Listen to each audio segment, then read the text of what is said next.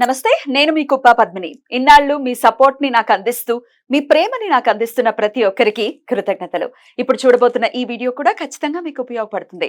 Like, share and subscribe చేసి మీ ఇష్టాన్ని అలాగే మీ సపోర్ట్ ని నాకు అందించండి. అలాగే ఈ వీడియో పట్ల మీ అభిప్రాయాన్ని కమెంట్ సెక్షన్ లో కమెంట్ చేసి నాకు తెలియజేయండి. నమస్తే. నమస్తే, వెల్కమ్ టు అవర్ ఛానల్. నేను పద్మిని. ప్రస్తుతంతో పాటు ప్రముఖ ఆధ్యాత్మికవేత్త, వాస్తు జ్యోతిష పండితులు కేఎస్ఆర్ గారు మనతో పాటు ఉన్నారు. మాట్లాడదాం. సార్ నమస్తే. సార్ ఎలా ఉన్నారు సార్? కార్తీక బహుళ పక్ష అష్టమి చాలా చాలా అద్భుతమైనటువంటి రోజు అని ఖచ్చితంగా చెప్పుకోవచ్చు.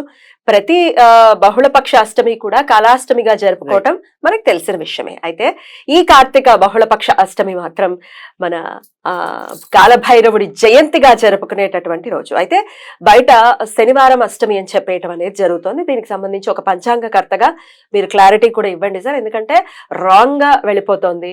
రెండు పద్ధతులు ఖచ్చితంగా ఉంటాయి. ఒక దృక్ సిద్ధాంతం ఉంటుంది, పూర్వ పంచాంగ పద్ధతి కూడా ఉంటుంది. కానీ పూర్వ పద్ధతి పంచాంగం ప్రకారం కూడా సాటర్డే అష్టమి ఉండే పరిస్థితి లేదు. మరి ఈ అష్టమి ఎప్పుడు ఉండాలి, కాలభైరవ అష్టమి జరుపుకోవడానికి ఇత్యాది విషయాలు, అలాగే ఎలా యూటిలైజ్ చేసుకోవాలి ఆ రోజు మీ ద్వారా. రైట్. అంటే ఇక్కడ మనకి కాలభైరవ అష్టమికి వచ్చేప్పటికి ఏంటంటే రాత్రి ఉండేది, అంటే ఏమంటాం, ఈ రాత్రి గడియల్లో ఎక్కువ ఉండాలి. నిషేధి కాలంలో అంతేనా? అంతే, రాత్రి గడియల్లో ఎక్కువ ఉండాలి. అంటే ఉదయకాలం కన్నా కూడా రాత్రి టైం అనేది ఎక్కువ ఉండాలి. అదే మనం కనుక శనివారం నాడు కనుక తీసుకుంటే అది రాత్రి 8 దాకా ఉంటుంది. అంటే సాయంకాలం 6 నుంచి కేవలం 2 గంటలు మాత్రమే. ఎదుటి వాళ్ళని తిట్టే దాని మీద కాన్సన్ట్రేషన్ ఎక్కువైపోయి రాంగ్ గా అన్ని చెప్పేయటం అనేది భావ్యం కాదు. ఒకసారి శాస్త్రాన్ని కూడా అంటే కొంచెం మనకి ఒక్కొక్కసారి అవుట్ ఆఫ్ ద బాక్స్ లేకపోతే అవుట్ ఆఫ్ ఇదో ఏమంటారు, చాలా ఎక్సైట్మెంట్ తో రాంగ్ చెప్పేస్తూ ఉంటాం. జనాలకి అది ఉపయోగం. ఇక్కడ వచ్చిన ఏమంటాం దౌర్భాగ్యం అనుకోండి, లేదా తెలియని జ్ఞానం అనుకోండి, అది తెలియని జ్ఞానం అన్నా అదే అనుకోండి. సో చెప్పేది ఏంటంటే కనుక ఒక్కొక్క పండక్కి ఒక్కొక్క విధానం అనేది ఉంటుంది. అంటే మనం పెద్ద ఏమంటాము తద్దినానికి ఒకటే మంత్రం, పెళ్లికి ఒకటే మంత్రం అనేది చూడకూడదు. సో కొంతమంది దేవతలు అంటే ఇప్పుడు వీళ్ళకి ఏమవుతుందంటే సూర్యోదయానికి పండగలు ఉండాలి అనేది, అంటే శుభకార్యాలు అనేది మనము సూర్యోదయానికి ఉండాలి, అశుభ కార్యాలు అపహరణ వేళకు ఉండాలి అనేది బేసిక్ గా వీళ్ళు నరనరాన్న ఎక్కించుకున్నది. అంతేగాని ఒక్కొక్కటి ఇప్పుడు వ్రతాలు ఉన్నాయనుకోండి, సాయంకాలానికి ఉండాలి అవి. ఆ వ్రతం మనం ఆచరించాలంటే సాయంకాలం గడియల్లో ఉండాలి. అంతేకాని మన్నాడు సాయంకాలం గడియల్లో లేదు, కానీ మన్నాడు సూర్యోదయానికి ఉంది కాబట్టి ఆ రోజు అంటే వీళ్ళది తప్పవుతుంది. సో అలాగే ఇప్పుడు కాలభైరవుడు కానీ కాళికాదేవి కానీ ఇలా కొంతమంది ఏవైతే తామస దేవతలు అనుకోండి, అంటే మనం వాళ్ళు కొలిచేది ఏమంటాం సాత్వికంగా అవ్వచ్చు, కానీ బేసిక్గా వీళ్ళు తామస దేవతలు. ఈ తామస దేవతలు ఎప్పుడు కూడా అర్ధరాత్రి సమయంలో ఉన్నదైతే కనుక మరీ మంచిది. ఎగ్జాక్ట్లీ, వాళ్ళు ఉద్భవించేది కూడా ఆ సమయం నిషేధ కాలంలోనే ఉద్భవిస్తారు. అందుకే ఇప్పుడు ఏమంటారు నల్లని రూపంలో శ్రీకృష్ణుడు అంటే ఆడకాలిగా శ్రీకృష్ణుడు భావించడం అనేది, లేదా శ్రీకృష్ణుడిగా భావించడం, అందుకే ఆయన అర్ధరాత్రి పుట్టాడు. రైట్. కనుక ఇప్పుడైనా సరే కాలభైరవ అష్టమి జరుపుకోవటం కానీ, తర్వాత మనం దీపావళి రోజు చేసే లక్ష్మీ పూజ కానీ అర్ధరాత్రి, ఇలాంటి వాటన్నిటికీ కూడా రాత్రి ఉన్న అమావాస్య ముఖ్యం. సో ఖచ్చితంగా మనకి మర్నాడు రోజు 8ంటికే వెళ్ళిపోతుంది కాబట్టి ఇది పూజ చేయడానికి అంత మాత్రం శాస్త్ర సమ్మతం. శనివారం కాదు, రైట్, శుక్రవారమే. రైట్. ఓకే, ఏం చేయమంటారు ఆ రోజు? సో శుక్రవారం ఇక్కడ ఏదైనా సరే మనం చేయాల్సింది ఏంటంటే, ఏదైనా సరే రాత్రి పొద్దు వచ్చాకే కనీసంలో ఏమన్నా ప్రదర్శన సమయం ప్రారంభమయ్యాక ఇక్కడ మనం కాలభైరవుడిని ఏ రోజు ఏ రకంగా ఆరాధిస్తే మంచి అవుతుంది అనేది. సరే, ఇప్పుడు మనకి 12 రకాల కాలభైరవ అష్టమి వస్తాయి అనుకోండి, ఇది ఒకే జయంతి అనుకోండి, కానీ ఒక్కొక్క కాలభైరవ అష్టమికి మనం ఒక్కొక్క రకమైన పూజ అనేది తీసుకోవచ్చు. ఇక్కడ ఇవాళ నేను చెప్పబోయేది ఏంటి అంటే కనుక, ఈ కాలభైరవుడిని ఇవాళ అత్యధిక భాగం బాధపడుతున్న వ్యాధి మధుమేహం. అవునండి. సో ఇటు చిన్నపిల్లల దగ్గర నుంచి పెద్దవాళ్ళ దాకా కూడా విస్తృతంగా పాకుతున్న జబ్బు ఏంటి అంటే కనుక పేరులో మధురం ఉంది కానీ మనకు మధురం కాదు.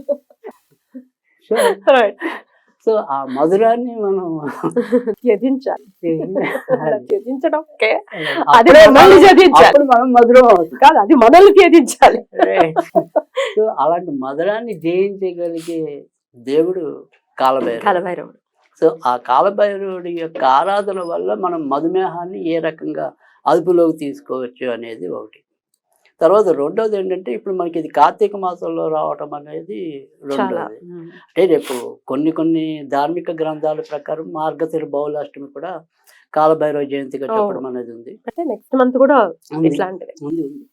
సో అది అప్పుడు కూడా మళ్ళీ ఇంకోసారి ఇంకో రకంగా ఈ చెప్పుకునే కాలభైరవుడు అంటే నేను ఉమ్. మొదటి నుంచి ఈ కాలభైరుడు కాళికాదేవి ఇలాంటివి జనరల్ గా చెప్పడానికి ఇష్టపడతాను. ఉమ్. ఎందుకంటే మనం మొదట చాలాసార్లు చెప్పుకున్నాం గత వీడియోలో కదా, కాలాన్ని శాసించేది వీళ్ళు కనుక ఎంత ఎక్కువగా కాలభైరవుని పూజిస్తే అంత మంచిది. ఉగ్ర స్వరూపము చేయకూడదు ఇట్లాంటి మాటల్ని ఎలా చూస్తారు సార్? అసలు మనమే ఉగ్రం కదా, మనలో లేదా ఉగ్రత్వం? ఉగ్రత్వం లేదా? ఒకళ్ళని అసలు మనం తిట్టేసేదాంట్లో ఉగ్రం కదా అని మన ఇంటి వాళ్ళు పక్కన పారేస్తారు వాళ్ళు. పారేస్తే బాగుంటుంది. అప్పుడు కానీ మారాం, కొంతమందిని పారేయాలి. ఇసేయాలి ఇంట్లో, అదే నువ్వు ఉగ్రం. నువ్వు అందరినీ తిడుతున్నావు. అది కదా, అందుకని అది ఉగ్రమా మహోగ్రమా అగ్రహో దగ్రమా అంటే బాగుంది. అది అర్థలేదు ప్రశ్న. Yeah, yeah. సో ఎంత ఉగ్రమూర్తి అయినా సరే శాంత స్వరూపంగా చూసుకోవటం అనేది వేరు. అంటే మనకు ఒక సామెత ఉంది, ఎంత కోపిష్ఠుడైనా సరే అవతల వాళ్ళు ఒక చిరునవ్వు నవ్వితే ఎంతో కొంత కోపం చల్లారుతుంది ఆ అనేది. కోపం డెఫినెట్లీ. సో ఎందుకంటే ఎప్పుడు కూడా యాక్షన్ బట్టి రియాక్షన్ అనేది ఇంకొద్దిగా Yes. ఎక్కువ ఉంటుంది. ఎస్.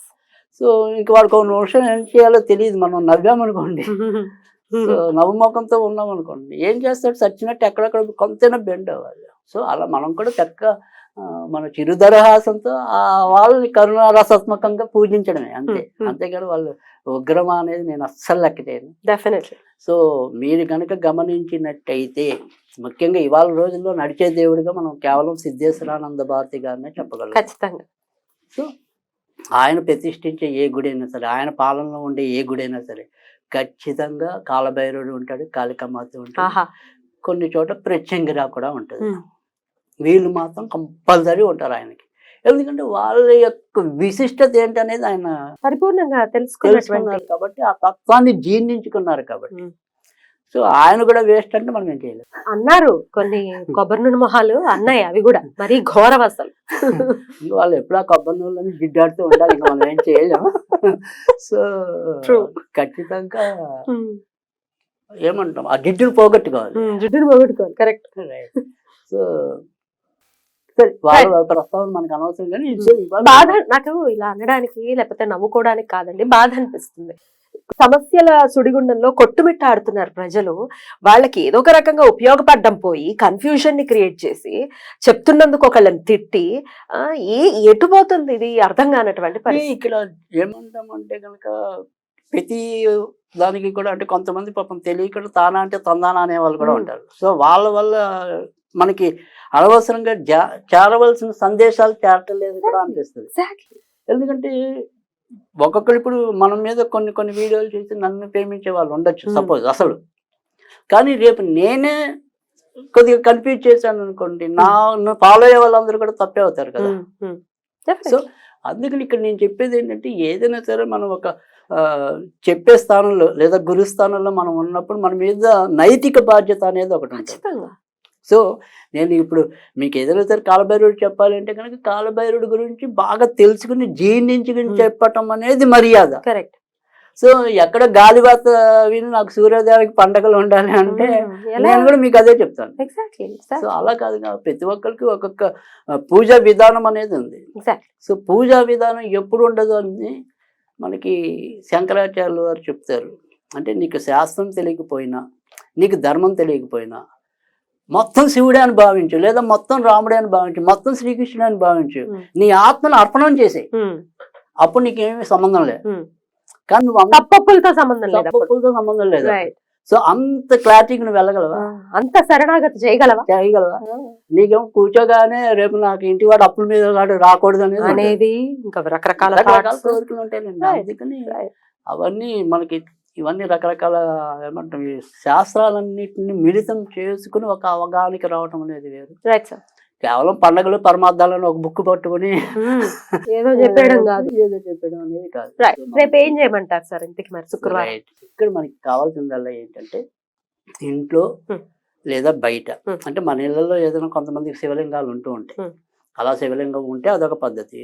అలా లేకపోయినా బయట మీకు దగ్గరలో ఓపెన్ గా ఉండే శివలింగాలు, అంటే గర్భగుడిలో ఉండే శివలింగాలు అంటే మన అనుమతించరు. సో ఓపెన్ గా ఉండే శివలింగాలు ఏవైతే ఉంటాయో ఆ శివలింగాల మీద కొద్దిగా చెరుకు రసం పోసి రండి. అంతేనా? మంత్రం చెప్తాను. ఓకే. సో ఇది అసలు క్రియ. మంత్రం అనేది జపించేది, క్రియ అనేది చేసేది. సో క్రియగా చేయవలసిందేమో కొద్దిగా చెరుకు రసం వేయటం. ఎప్పుడండి? సాయంత్రం వేయమంటారా? అందుకే సాయంకాలం ఎలాగో మనం కాలభైరవుడిది చెప్పుకుంటుంది సాయంకాలమే కాబట్టి సో సూర్యాస్తమైన తర్వాత వేయాలి. అదొక పద్ధతి. ఇది కంపల్సరీ చెయ్యాలి. ఈ వారం మనకి కుదరలేదు అనుకోండి, ఇంకో వారమైనా వెళ్ళి అది పోసి రావాలి. అది ఎప్పుడు దేవుడికి బకాయే. సో కానీ మంత్రం అనేది ఈ రోజు జపించడం బిగించేయండి. ఇది నేను చెప్పే ఏ లెక్కైనా సరే ఒకటే ఫండమెంటల్ రూల్. 21 రోజులైనా ఉంటుంది, 40 రోజులైనా ఉంటుంది. సో 21 రోజులు లేదా 40 రోజులు ఏం చేయాలంటే కనుక అన్ని కాలభైరవ మంత్రాలకి కూడా ఒకటే బీజాక్షరం మొదట్లో ఉంటుంది. ఓం హూం జూం బం. ఓం హూం జూం బం. ఓం హూం జూం భం. ఇది ఎప్పుడు మారదు. ఓకే. ఇది కాలభైరవుడిది నిర్ధారితంగా ఒకటే మంత్రం, స్టాండర్డ్. సో దానికి మనం కొన్ని పదాలని కలుపుకుంటూ వెళ్ళటంతో ఆ మంత్రం పూర్తి అవుతుంది. సో ఇక్కడ ఓం జూం ఓం బం, ఓం హూం జూం, ఓం హూం జూం బం, ఓం మల్టీపర్పస్. బ్యూటిఫుల్ సార్, చాలా అద్భుతంగా వివరించారు. దయచేసి కన్ఫ్యూజ్ అవ్వకండి. కష్టపడేది మీరు, సమస్యను సాల్వ్ చేసుకోవాల్సింది మీరు. సో అతనేదో చెప్పాడు, ఈవిడేదో చెప్పింది, ఇది కరెక్ట్ కాదు, వాళ్ళని నమ్ముదాం వీళ్ళని నమ్ముదాం కాదు. కాలభైరవుడు అంటే ఈశ్వరుడి నుంచి ఉద్భవించినటువంటి స్వరూపం. ఖచ్చితంగా స్వామి వారిని కొలుచుకుందాం. ఖచ్చితంగా మనకి బ్రహ్మ యొక్క తలకాయనే ఖండించారని. ఏమిటి? శివుడిని ఒక మాట తోలనాడిన పవర్. అలాంటిది మన కష్టాలు తోలడానికి ఆయనకు ఒక వెనతో పెట్టిన విద్య పాటు కూడా కాదు అసలు. సో ఖచ్చితంగా స్వామివారిని మనం అందరం ఆరాధించుకుందాం. Right sir, thank you so very much sir. నమస్తే.